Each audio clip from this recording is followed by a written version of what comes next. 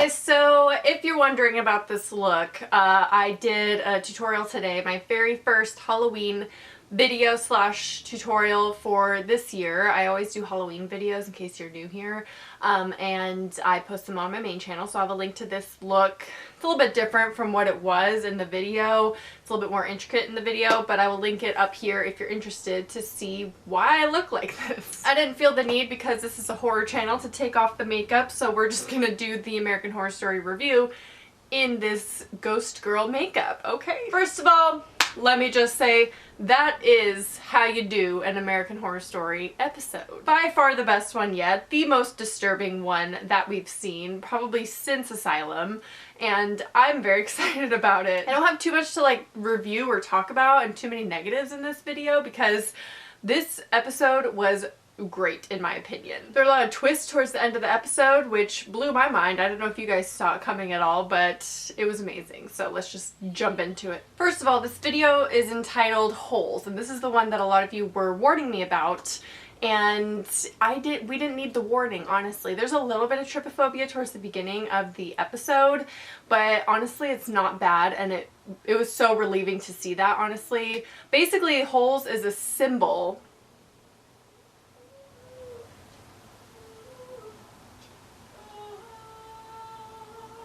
If anything, holes is more symbolic of a title, because there's lots of different types of holes in this episode. For instance, we have the obvious trypophobia holes when she scratches her neck and there's the holes. And then we have the grave that is the hole, and that's implied. That's another reason why it's entitled Holes. And then there's more symbolic reasoning why it's titled Holes. So I liked that. It wasn't very in-your-face holes, wasn't like trypophobia holes.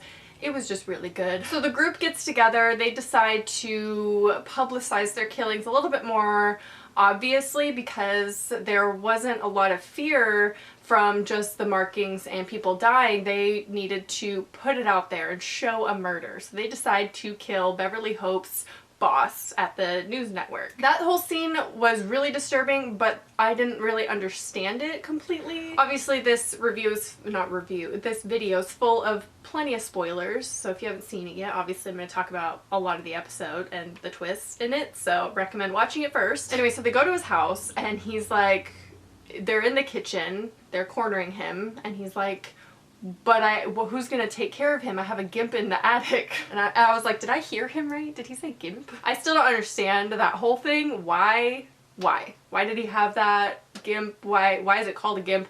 Why, it just looked like a person? Is it like I don't understand. I hope they explain that, because yeah, it was creepy. He was hanging by like the hooks, you know, some people do that.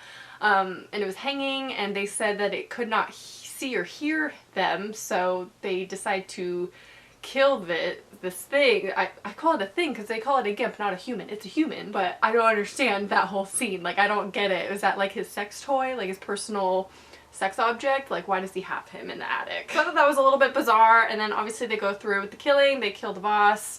They just stab him sometimes, and then Beverly takes off her mask so she can do the final one.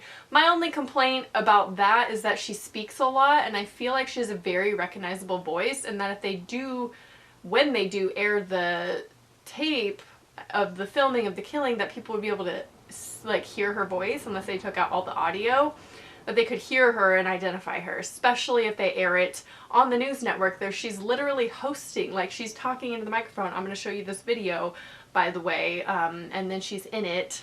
And I think it's kind of obvious that she's in it, but I don't know, it's just me. We're still not really sure what happened to Meadow. Meadow's still kind of missing. She comes up in this episode, but then she's taken away, and I believe it's the detective and her husband that are kind of hiding her because they want to be together, and she is obviously coming between them. So I think that they're going to, I mean, they are trying to kill her. I think that's pretty obvious though. It's not really a theory. It's 100% confirmed now that Ivy is with the clown cult, I guess.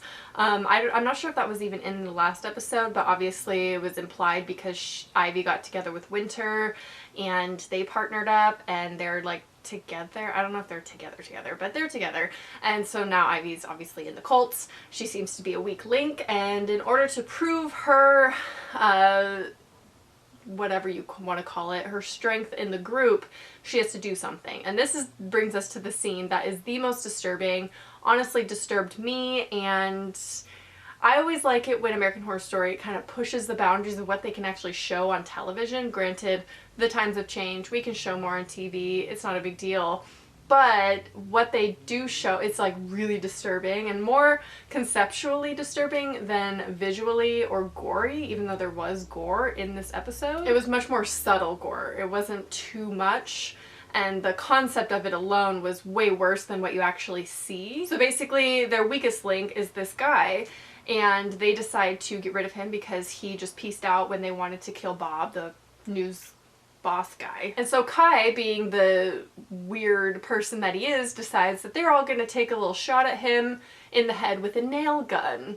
He said that the human can survive up to 13 nails in the head until they die. I don't know how factual that is, because I figure after one, your brain will start to shut down. So I guess it depends on where the nail goes, obviously. So he makes Ivy go first to shoot him in the head with the nail gun, and she does. And then they all take their turn shooting him. And that scene was so disturbing because he's like slowly dying, but in the worst way. Like, I feel like that's one of the worst ways to die because it's so slow and painful and it's in your brain. It's disturbing. Okay. Finally, Kai is like, you know what? We've had enough. I think we've all proven ourselves.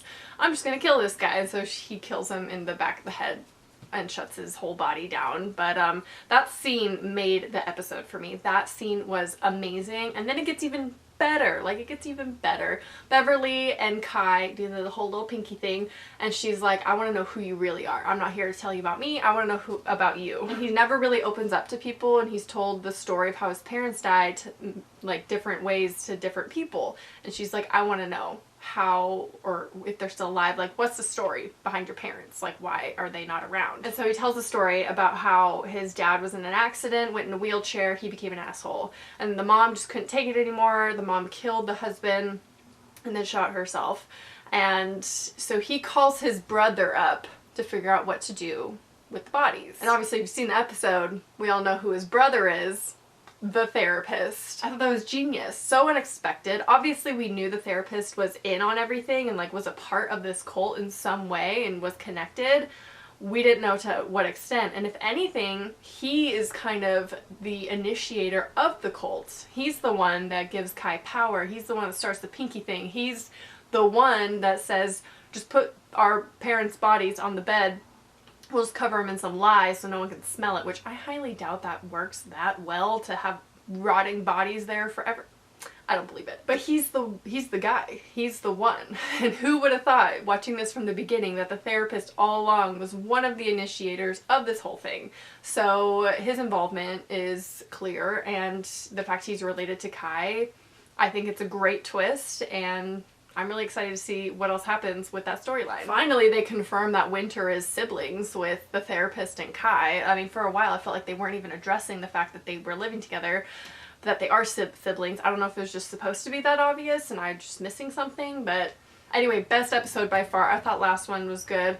No, this one is the one because the scare factor is finally here. We are here. We're back. American Horror Story's back, doing the scares the right way. Let me know your opinion about this episode down below. What are your thoughts? If you like the scares, if you don't, what do you think about this twist towards the end? All of that jazz. Leave it down below. I hope you enjoyed, and I'll talk to you soon. Bye.